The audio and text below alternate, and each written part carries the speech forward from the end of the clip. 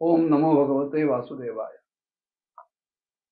देवर्षी नारद ध्रुवाला उपदेश करायला लागताना म्हणाले, जनन्याभिहितः पंथः सवै निःश्रेयसस्ते भगवान वासुदेवस्तम भज तत्प्रवणात् म्हणा. की बाळा, तुझ्या मातेनं सुनीतीनं जे काही तुला सांगितलंय तेच तुझ्या परमकल्याणाचं आहे, अत्यंत हिताचं आहे. कारण खरंच आहे, भगवान वासुदेव भगवान श्रीहरी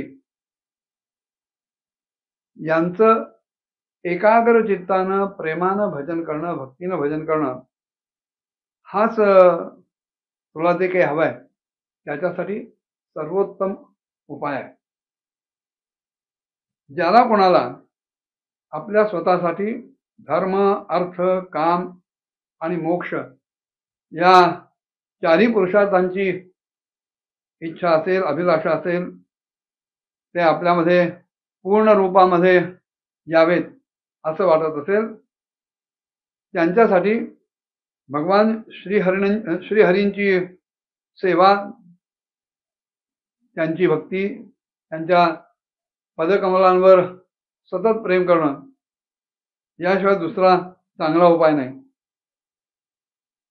आणि असं जर तू केलंस ना तर बाळा, तुझं नक्की कल्याण होईल, मला विश्वास आहे. तेव्हा आता एकच कर.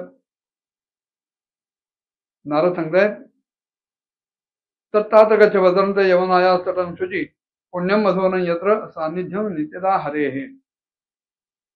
भगवंत कुठे राहतात ह्याचा जर नेमका तुला पत्ता हवा असेल, लोक सांगतात की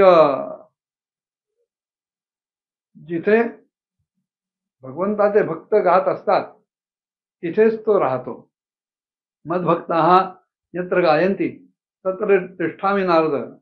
भगवंतांनी महाराज त्यांचा पत्ता सांगितलाय. तेव्हा नारद म्हणाले, नाहं वसामि वैकुंठे योगिनां हृदये रवौ मद्भक्ताः यत्र गायन्ति तत्र तिष्ठामि नारद. नारदा म्हणाले, मी अन्यत्र कुठेही नसतो, सूर्यमंडळात नाही, चंद्रमंडळात नाही, वैकुंठात नाही, अन्य कुठल्याही लोकामध्ये नाही, पण माझे भक्त जिथे माझं गुणगान करत असतील, प्रेमाने मला आळवत असतील, तिथे मी नक्की असतो. तेव्हा भगवंताचं जर नित्य निवासाचं ठिकाण बघायचं असेल तर ही जी यमुना नदी आहे, त्या यमुना नदीच्या तटावर अत्यंत पवित्र असं जे मधुवन आहे, तिथे भगवंताचा नित्य वास असतो. तिथे तू जा. कारण यमुना ही भगवान श्रीकृष्णांची पत्नीच आहे. तेव्हा ते आपल्या पत्नीच्या सान्निध्यात तिथे कायम असतात. त्या कालिंदीच्या अतिशय निर्मळ अशा पाण्यामध्ये तिन्ही त्रिकाळ तू स्नान कर. प्रातःकाळी, माध्यान्ह समयी आणि सायंकाळी. आणि त्या त्या काळातलं जे जे काही तुझं नित्य कर्म आहे, विहित कर्म आहे, ते सर्व कर्म पूर्ण कर. त्याच्यातून मोकळा हो आणि मग यथाविधी मऊ आसन लावून त्याच्यावर बस. अत्यंत स्थिर असा मनातला भाव राहू दे. चित्त एकाग्र कर. भ्रूमध्यावर दृष्टी केंद्रित कर. आत छातीमध्ये असलेला जो वायू आहे तो रेचकानं बाहेर काढ. मग शुद्ध वायूनं छाती भरून घे. पूरक कर. तो काही काळ धरून ठेव. कुंभक कर आणि मग पुन्हा तो सोडून दे. अशा प्रकारे रेचक, पूरक आणि कुंभक या तीन प्रकारच्या प्राणायामांनी हळूहळू प्राण, मन आणि सगळी इंद्रिय स्वच्छ होतील, निर्दोष होतील. मन जे इकडे तिकडे भरकटतं निरनिराळ्या विषयांकडे, ते स्थिर व्हायला मदत होईल. त्याचं चांचल्य कमी होईल आणि अत्यंत धैर्ययुक्त, कुठल्याही प्रकारे घाई गडबड गर्दी न करता, अधीरता न ठेवता, उतावेळी न करता आपले परमगुरु भगवान श्रीहरी यांचं ध्यान करत राहा. आता ते जर ध्यान करायचं असेल तर भगवंताचं सगुण रूप आपल्या डोळ्यासमोर आणायला पाहिजे. मग ते सगुण रूप कसं आहे? आपल्या मनातच आपण आणायचं की भगवंताचे डोळे आणि त्याचं मुख, श्रीमुख हे अतिशय प्रसन्न असतं, नित्य प्रसन्न असतं. त्याच्यावर कधीही केव्हाही किंचितही दुःखाची, अप्रसन्नतेची लकीर नसते. आणि त्यांना पाहिल्यानंतर आपल्याला असं जाणवतं, कळतं की अत्यंत प्रसन्न चित्तानं ते आपल्या भक्ताला वर देण्यासाठी नित्य तयार आहेत, उद्युक्त आहेत, सज्ज आहेत. अनंत करे वर जाया भक्तापाशी नित्य उभा, असं संतांनी भगवंताचं वर्णन केलेलं आहे. भगवंताचे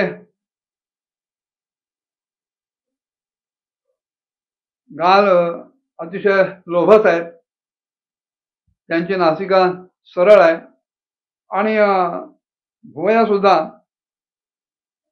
आकर्षक आहेत.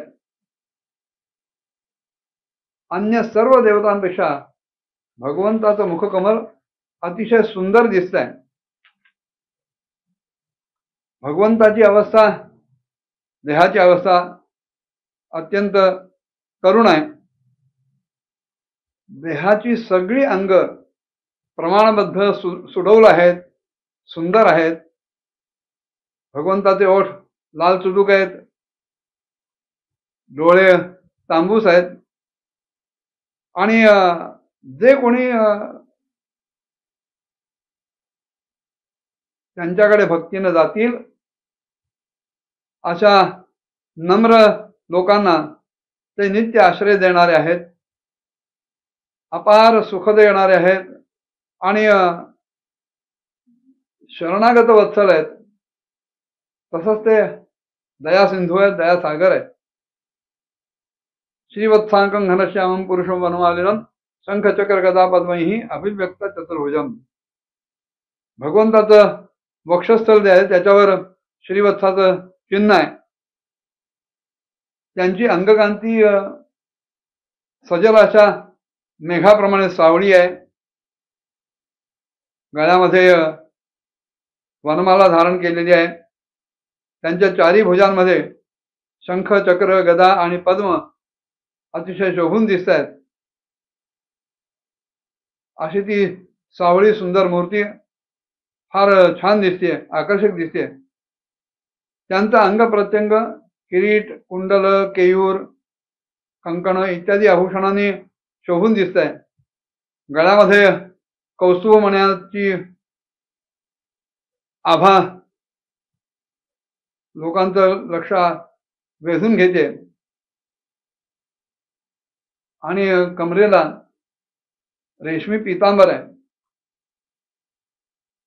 अशा प्रकारे भगवंताच्या सगुण रूपाचं वर्णन करीत त्याचं ध्यान कसं करावं हे देवर्षी नारद ध्रुवाला सांगतायत. मग भगवंताचं आणखीन काय काय वर्णन केलं पुढच्या भागात बघूया. ओम नमो भगवते वासुदेवाय.